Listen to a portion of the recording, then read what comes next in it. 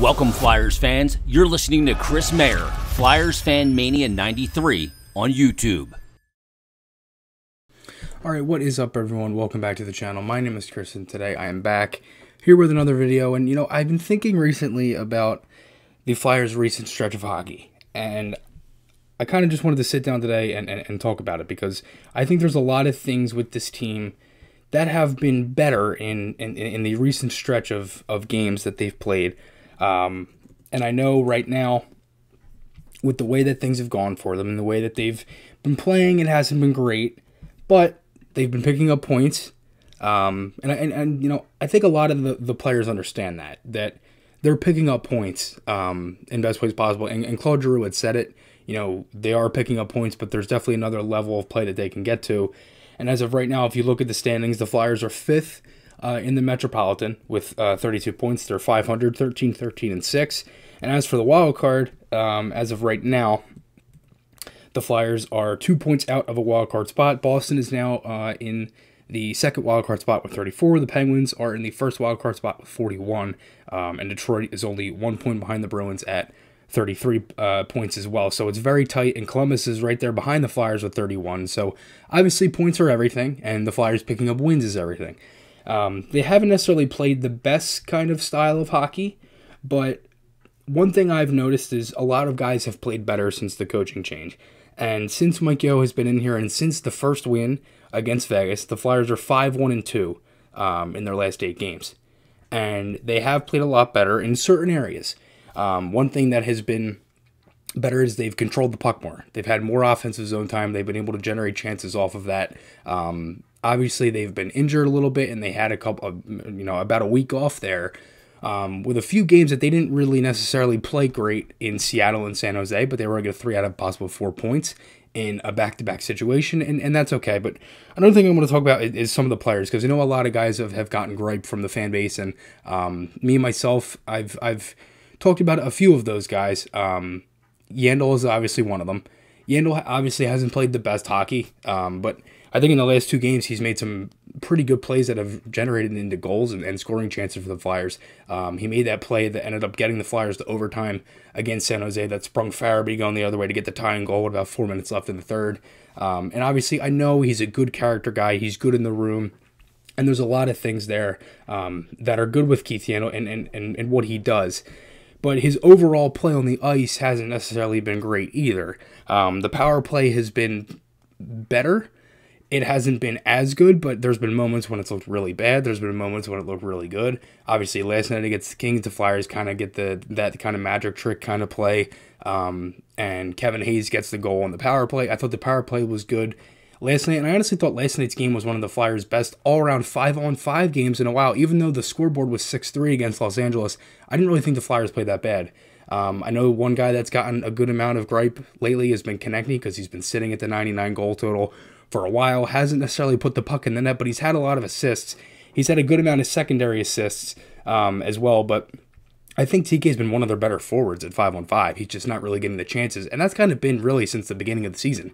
He just hasn't been putting the puck in the net, and I know there's been some talk that he's been one of the guys that was kind of got messed up a little bit with the old coaching staff, and I think a lot of that, it can kind of play into a guy's confidence, but Konechny's a guy where if he gets one, he's going to get a lot, and I think that if they continue to keep playing him with Morgan Frost and Lindblom, which has been a good line the last 2 games, and they've been able to generate points, they've been good overall, just 5-on-5 in the offensive zone. They've transitioned well through the neutral zone. I think Lindblom is a good defensive forward, and then you have Frost, who's been getting better defensively, and Konechny, who I think has gotten better defensively as his years have gone on, really since the 18-19 season. But I think there's a lot of different things there, and again, you got to look at this, because this is a team, again, I'm going to go through the lines again from last night. Farabee, Giroux, Atkinson, Willman, Hayes, JVR, Lindblom, Frost, Konechny, Cates, Brown, McEwen.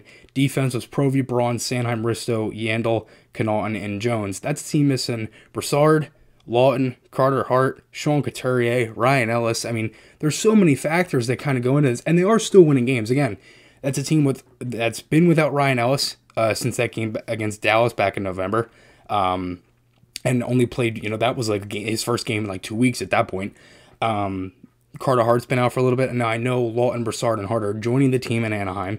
So that is a good thing. And I don't know if Broussard will play. I think Lawton will play, and same with Carter Hart. I think he'll be in net against the Ducks. But I think there's a lot of things that are going right for this team. I just think there's another gear that they can hit. And I think there are a lot of guys that can kind of get to that spot. I've really liked Farabee's game. I think he's been really good.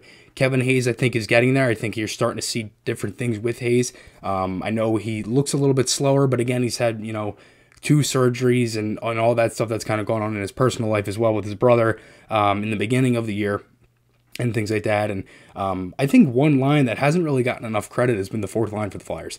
Brown and McEwen have been very good. Honestly, I really like Patrick Brown's game. I think one of the game against Vegas, the first win of this, was one of his best games. Scored the next night against Arizona on kind of a gift goal, but hey, he'll take it. And the Flyers were, they came away with 2 wins there, and that seemed like a really good confidence booster for the team. I still think there is a certain level that they can get to, but overall, I think there's a lot of things that are trending in the right direction with this team, because in last night's game, they were down 5-2 when Danault scored, and that kind of seems like it's a play where if you get a play like that, you kind of, I wouldn't say necessarily give up, but maybe you don't give up. You don't kind of give as much as you can when a score is 5-2 with about 8-9 minutes left in the third period. But the Flyers played like the Kings didn't even score. I mean, they kept right going at them. They had offensive zone time. They essentially dominated them more at 5-on-5, and they ended up scoring. Provorov ended up making 5-3, and they made it a little bit interesting, but the Kings obviously had the empty netter. So I thought last night's game was one of the better 5-on-5 games for the team. But overall, I mean, I think there's still another gear they can hit. And again, they are injured. They are missing guys off of COVID and things like that. So I think there's a lot of things. But I do think the Flyers are trending in the right direction. They're very close. I think if you're able to pick up a couple wins and you kind of add that all together, you start to get the points. And they are getting points. But I think it's time now where you want to see their overall game kind of hit the next gear, and they're able to kind of continue that. And I think getting some of these guys back is going to help.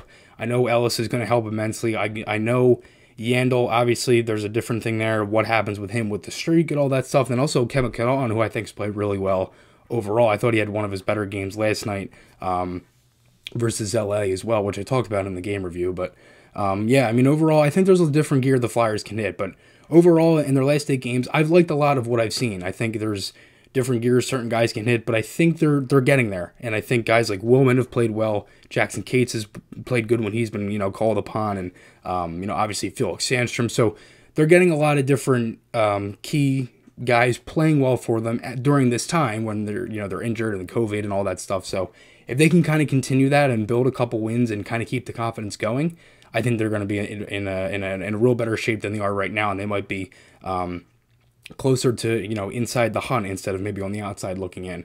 So, yeah, I mean, look, I think it's going to be a tough run for them coming up. You got a couple tough games here.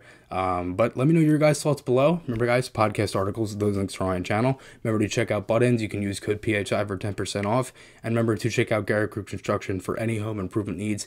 Thank you guys for watching, and I will talk to you all again soon.